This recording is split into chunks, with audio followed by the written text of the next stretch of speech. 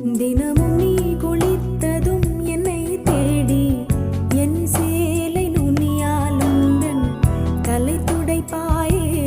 அது கவிதை திருடன்